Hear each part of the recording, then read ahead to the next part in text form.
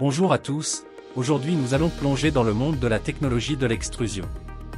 Nous allons détailler le processus, examiner le rôle de chaque composant dans ce processus, ainsi que les paramètres de réglage et les moyens de mesure. Pour commencer, définissons l'extrusion. L'extrusion est une technique de fabrication en continu. Elle consiste à transporter, fondre, malaxer, plastifier et comprimer la matière thermoplastique à l'intérieur d'une extrudeuse, en utilisant une vis de plastification. Ensuite, cette matière plastifiée est soumise à une pression alors qu'elle passe à travers la filière, lui donnant ainsi la forme désirée pour le profiler. Alors on commence par un schéma général de l'extrudeuse, on commence par la trémie est la porte d'entrée de ce processus fascinant. C'est là que la matière plastique solide est introduite. Imaginez-la comme le point de départ de notre aventure. À partir d'ici, tout commence à se transformer. Pour les accessoires de trémie, il y a le graveur, cet appareil qui comprend une vis, généralement verticale, de géométrie particulière, qui va précompacter la matière et la forcer à alimenter la vis d'extrusion. La grille magnétique, elle permet de retenir toute particule à base de fer pour éviter qu'elle n'endommage l'ensemble vis-fourreau. Des fabricants de matériel périphérique ont mis au point des systèmes de détection de corps étrangers qui autorisent leur évacuation avant leur pénétration dans la vis d'extrusion. Maintenant, nous abordons la partie essentielle de l'extrudeuse, la vis d'extrusion. Cette étape nécessitera un peu plus de temps, car il y a plusieurs détails à explorer. Pour la transformation des matières plastiques, une vis doit comporter au minimum 3 zones fonctionnelles bien distinctes. Zone 1, la zone d'alimentation. La première fonction que la vis doit remplir est l'alimentation et le transport de la matière solide compacte. Sans une alimentation régulière, une extrusion stable est impossible. La matière doit glisser le long de la vis et adhérer au fourreau, sinon, l'effet d'extrusion est nul. L'efficacité de l'entraînement dépend de la différence entre les forces de friction sur le cylindre et sur la vis, plus elle est grande, plus l'entraînement est efficace. Zone 2, la zone de compression. Le volume de matière engendré par deux filets successifs décroît dans le sens d'avancement de la matière. C'est dans cette zone que s'effectue la fusion du polymère. L'air compris entre les granulés est chassé par diminution du volume d'un filet et il aura tendance à repartir vers la trémie. Zone 3, la zone d'homogénéisation, le diamètre du noyau de la vis est constant et la matière doit être entièrement fondue quand elle arrive dans cette zone. Elle pourra alors remplir parfaitement son action de malaxage et d'homogénéisation. Pour résumer et clarifier et avant de parler sur la partie géométrique de vis, nous allons créer un tableau composé des éléments suivants. Matériel, la liste des composants matériels impliqués dans le processus d'extrusion que nous avons vu. Fonction, les rôles et fonctions de chaque composant. Paramètres de réglage, les paramètres spécifiques qui sont ajustables pour chaque composant. Moyens de mesure, les instruments ou méthodes de mesure utilisés pour surveiller et contrôler le processus d'extrusion. La vis d'extrusion remplit plusieurs fonctions essentielles, notamment la plastification de la matière, son transport, et le mélange pour assurer la consistance du matériau.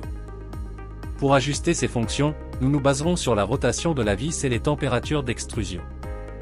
De plus, pour surveiller et contrôler le processus, nous utilisons différents moyens de mesure tels qu'un tachymètre pour suivre la vitesse de rotation de la vis, un ampèremètre pour surveiller la consommation d'énergie, et des capteurs de pression pour mesurer les forces exercées pendant l'extrusion.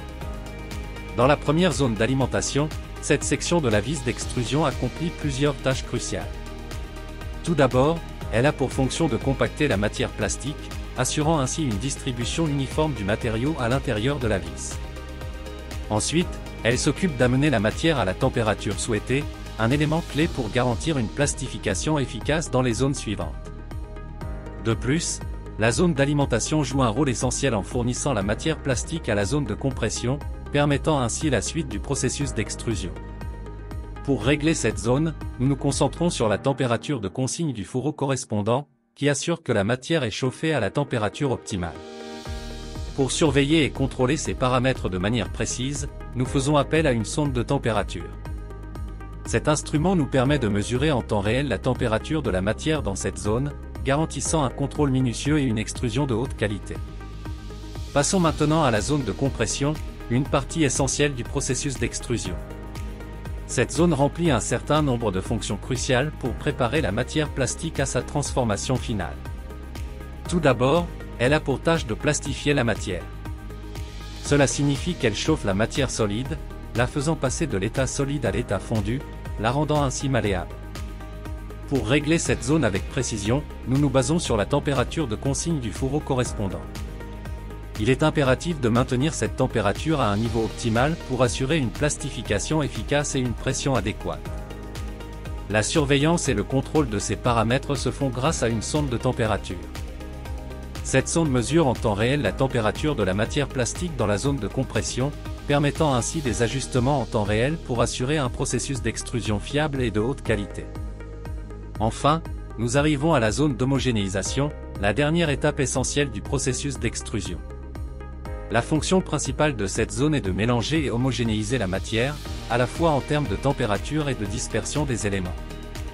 Lors de cette phase, la matière est chauffée à la température souhaitée et les différents composants ou éléments sont uniformément répartis. Cela garantit que le matériau extrudé sera homogène et de qualité constante. Pour ajuster cette zone de manière précise, nous nous appuyons sur la température de consigne du fourreau correspondant. Il est essentiel de maintenir cette température pour assurer un mélange et une homogénéisation adéquats. La surveillance et le contrôle de ces paramètres se font grâce à une sonde de température, qui mesure en temps réel la température de la matière plastique dans la zone d'homogénéisation. Cela permet d'ajuster les paramètres aux besoins pour garantir un processus d'extrusion homogène et de haute qualité.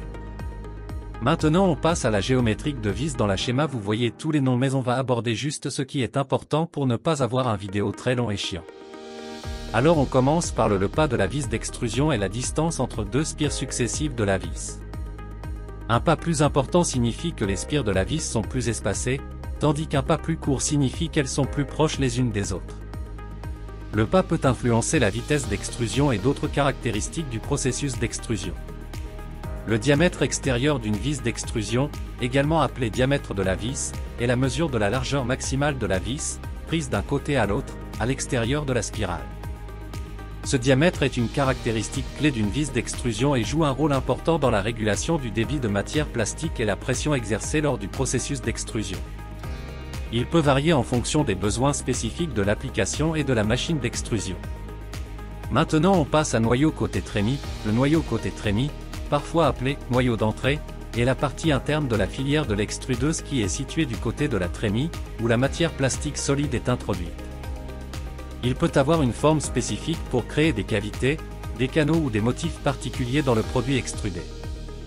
Le noyau côté trémie travaille en tandem avec le noyau côté outillage pour définir la forme du produit extrudé. Et enfin noyau côté outillage, le noyau côté outillage, également appelé noyau de sortie, est la partie interne de la filière qui est située du côté où le produit extrudé sort de l'extrudeuse. Il est responsable de la création de la forme finale du produit extrudé. Le noyau côté outillage peut avoir des caractéristiques qui correspondent à la forme souhaitée du produit fini, que ce soit un profilé, une feuille, un tube, ou tout autre objet extrudé.